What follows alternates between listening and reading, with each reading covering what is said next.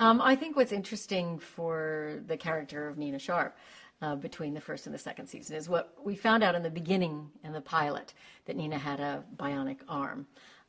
We find out at the very last episode that she also appears to have sort of Kevlar chest cavity in some way, because having been shot, she was able to wake up and function within minutes.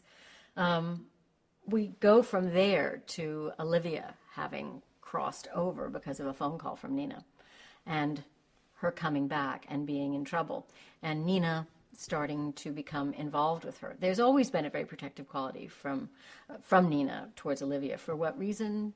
Who knows? What is the connection? Is it there is a real connection, or is it just she sees herself, or we don't know. I think there's some history there that we'll discover. And now it's curious to find out, is Nina getting involved with Olivia for Olivia's benefit or for some other kind of ulterior motive of Nina's? And that, to me, is the beauty of the writing of Fringe, is that it's always, everything that you find out raises more questions. It's always ambiguous. And I think that's what makes it so intriguing to play, and I think it's what makes it intriguing to watch. You know, to describe Fringe is difficult, because I'm not a person who likes to say, well, it's like, this and this. However, with a show as unusual as this, I would say, yes, it has aspects of X-Files. It has aspects of Altered States, which oddly was the first movie I ever made.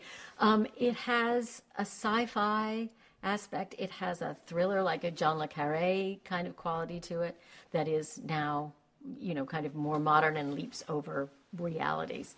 I think the thing that's been most interesting to find about this show is that I always knew that kid, like my son, my stepson, found it very interesting. They're in their 20s, and it's like I knew this show was for them.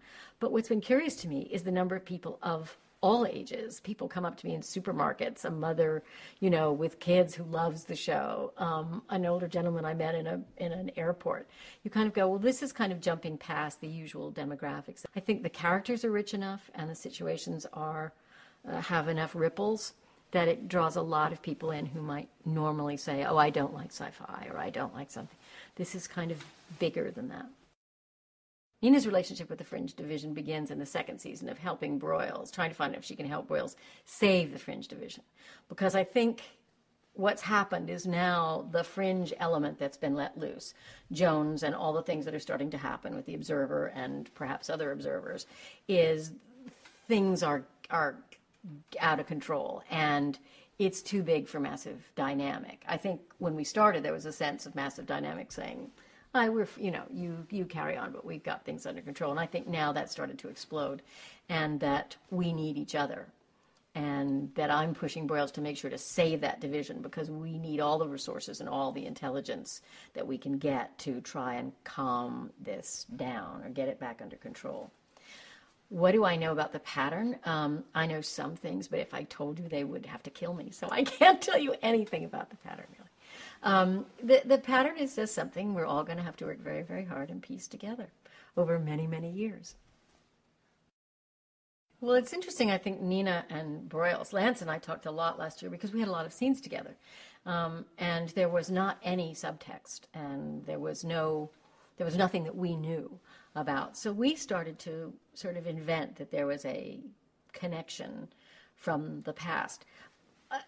Clearly the writers had already figured that out, but we were actors just trying to. So I think, particularly in the first season, most of us tried to imbue so much meaning and knowledge and history into things that we have no idea how it